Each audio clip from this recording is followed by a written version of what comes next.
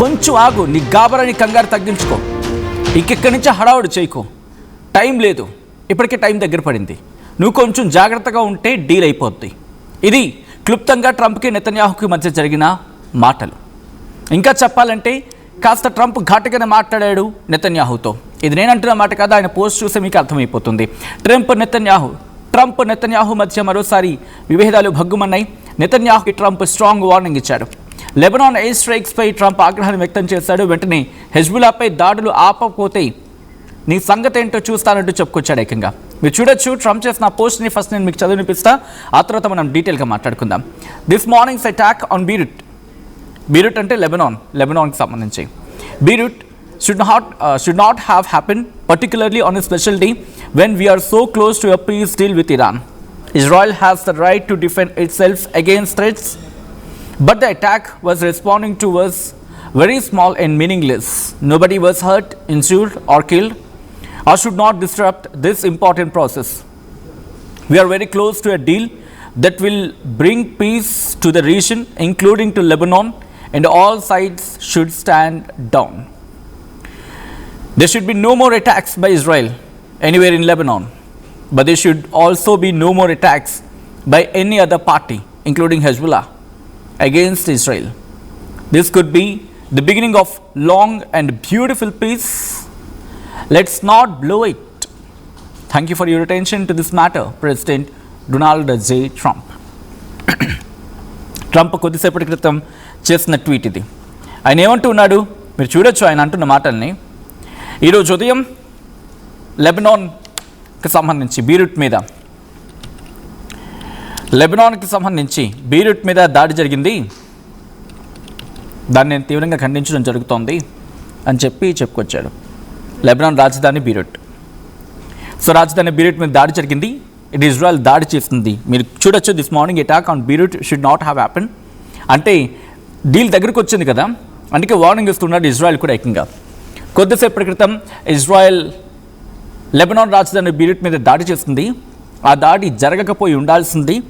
That very particular special day. ఈరోజు piece deal ఇరాన్తో కుదరబోతోంది.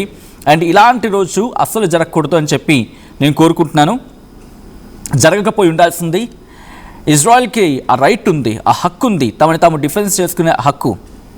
ఒకవేళ తమ దాడి జరిగితే తమని తాము డిఫెన్స్ చేసుకునే హక్కు, అధికారం వాళ్ళకు ఉంది. But the attack it was responding to a was, ఇక్కడ చూడండి ఆ line, but the attack it was responding to was very small and meaningless. Nobody was hurt, injured or killed and should not disrupt this important process. చూడండి ఎంత అంటున్నా, ఒక పక్క ఇజ్రాయెల్ని ఒక మాటలో చెప్పంటే నెతన్యాహుకి పచ్చగడ్డి పెడుతూ ఉన్నప్పటికీ కూడా అలా అని చెప్పి పూర్తిగా ఇజ్రాయెల్ని పూర్తిగా కొట్టిపారేట్లా లెబనాన్కి చెప్తూ ఉన్నాడు. మళ్ళీని ఏమంటూ ఉన్నాడు, ఈ లైన్ చూడండి, కాంట్రడిక్టరీ స్టేట్మెంట్ అంటూ ఉంటారు కదా, ఆ లైన్లో అనిపిస్తూ ఉంటుంది. ఇజ్రాయెల్కి తమని తాము రక్షించుకునే హక్కు ఉంటుంది ఆ థ్రెట్స్ నుంచి.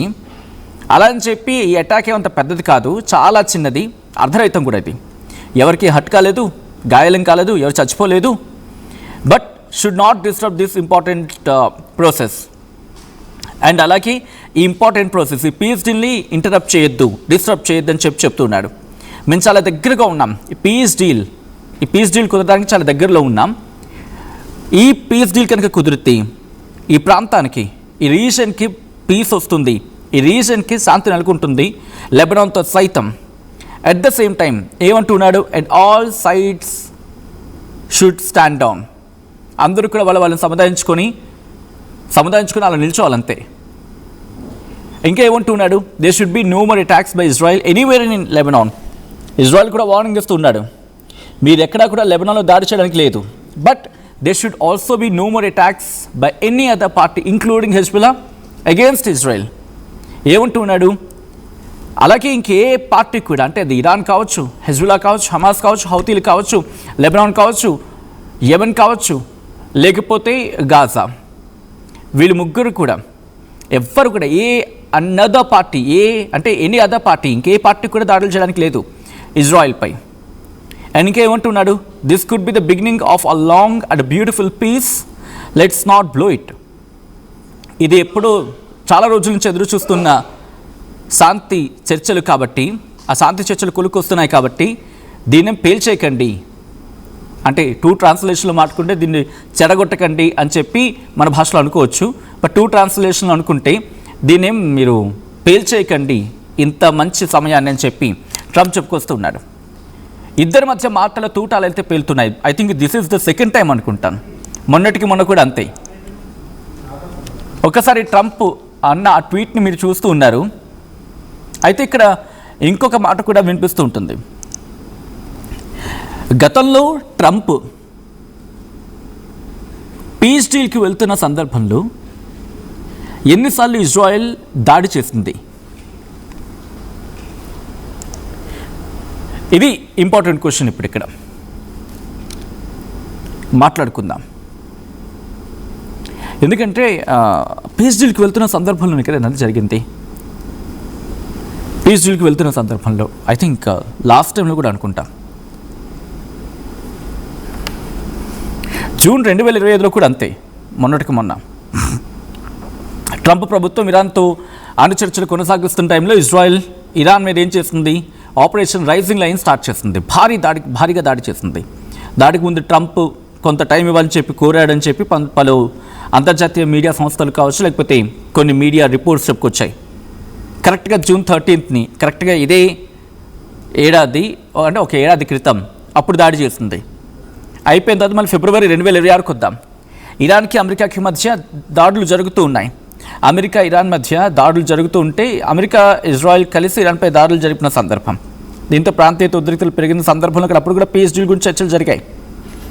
బట్ ఇక్కడ ఇంకొక అంశం ఏంటంటే, ఇరాన్తో శాంతి చర్చలు జరుగుతున్న సందర్భంలో ఇరాన్తో అమెరికా శాంతి చర్చలు జరుపుతూ ఉంటే ఇజ్రాయెల్ లెబనాన్పై దాడి చేసింది. ఈరోజు ఒక్క మాటలో చెప్పాలంటే ట్రంప్ అధ్యక్ష పదవిలో ఉన్న 2017, 2021 కావచ్చు, 2010 అంటే 2025 నుంచి ఇప్పటివరకు చూస్తే దౌత్య చర్చలు లేకపోతే మిడిల్ ఈస్ట్లో శాంతి ప్రయత్నాలు జరుగుతున్న సందర్భంలో ఇజ్రాయెల్ సైనిక చర్యలు జరిపిన ఘటనలు కనీసం ఒక 2-3 సార్లు ఉంటాయి. ట్రంప్ విదేశీ పర్యటనలు ఉన్నప్పుడు, లేకపోతే ఏదైనా సందర్భం కావచ్చు, పీస్ డీల్ జరుగుతోంది, ఇక కంక్లూషన్కి వచ్చేస్తుంది అనుకుంటే దాడి జరుగుతుంది. అది ఇజ్రాయెల్ దాడి చేస్తుందా లేకపోతే అమెరికా దాడి చేస్తుందా అనేది సో క్లియర్గా అర్థమవుతోంది ఇక్కడ పొలిటికల్ అంబిషన్స్ ఎవరికి ఉన్నాయని చెప్పి. ఇక్కడ కొంతమంది కామెంట్ చేస్తున్నారు. Interesting comment. గౌస్ ఖాన్ బహమానీ, బహుశా ప్రొనౌన్సియేషన్ కొంచెం అటు ఇటు అంటే I'm very sorry for that. ఆయన ఏమంటున్నారంటే he doesn't want to stop war. If he stops war very next day he will be in jail.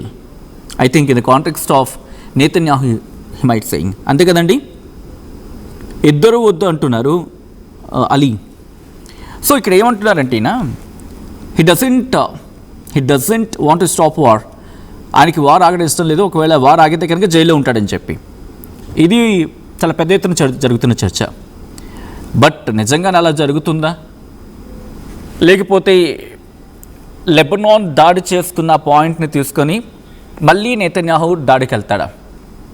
అదే జరిగితే కనుక అమెరికా కూడా ఏం చేయలేదు, ఏం చెప్పలేదు. ఇప్పుడు కూడా ట్రంప్ అంటున్న మాట అదే కదా. రెండు పక్షాలు కూడా సంయమనం పాటించాలని చెప్పి ట్రంప్ అంటూ ఉన్నాడు. ఇజ్రాయెల్ దాడి చేసినా ఇజ్రాయెల్ని సమర్థించుకుంటూ వస్తున్నాడు. అండ్ లెబనాన్ దాడి చేసినా లెబనాన్ దాడిని ఖండిస్తూనే ఇద్దరు సంయమనం పాటించని అంటూ ఉన్నాడు. ఒకవేళ లెబనాన్ దాడి చేస్తుందని చెప్పి ఆ అంశాన్ని మౌకాగా తీసుకొని ఇటు మళ్ళీ దాడి చేస్తుందా ఇజ్రాయెల్ లెబనాన్ మీద? లేకపోతే హౌతీలు ఉంటారుగా, ఎలా ఇప్పుడు ఆ రూట్లో వెళ్తున్న బ్లాక్ సీ నుంచి వెళ్తున్నప్పుడు ఎక్కడో చోట వాళ్ళు ఇబ్బంది పెడుతూ ఉంటారు. అంటే ఏదో ఒక నెపం కావాలి అనే ఒక నెపాన్ని ఎంచుకొని మళ్ళీ తిరిగి దాడికి పాల్పడుతుందా ఇజ్రాయెల్? లేకపోతే నేతన్యాహుని ట్రంప్ కామ్ డౌన్ చేసే ప్రయత్నం చేస్తాడా? As of now biggest question mark. Piece deal అవుతుంది ఎంతకి రేపు? అది కూడా $1 మిలియన్ క్వశ్చన్. మీరేమనుకుంటున్నారు? మీ అభిప్రాయం ఏంటి? ఇజ్రాయెల్ ఇరాన్ మధ్య కాదు, ఇరాన్ అమెరికా మధ్య శాంతి చర్చలు జరుగుతుంటే ఇజ్రాయెల్ ఈ శాంతి చర్చలని జరగనిస్తుందా? జరగని మాట పక్కన పెడితే కంక్లూషన్కి వస్తున్నాయి పీస్ టాక్స్. ఇది సవ్యంగా జరగనిస్తుందా? లేకపోతే ఈ గ్యాప్లోనే టైం చూసుకొని మళ్ళీ బాంబు వేస్తుందా? మీరేమనుకుంటున్నారు? మీ అభిప్రాయం ఏంటి? కామెంట్ చేయండి. బట్ బిఫోర్ దట్ ఈ కథను మమ్మల్ని కాస్త కలవరపరచవచ్చు. దీనికి సంబంధించి తగిన జాగ్రత్తలు తీసుకోవాలని ఆర్టీవీ సూచించడం జరుగుతోంది. This is our disturbing content. Video description is highly advised. Me opinion ఏంటో తప్పకుండా కామెంట్ చేయండి.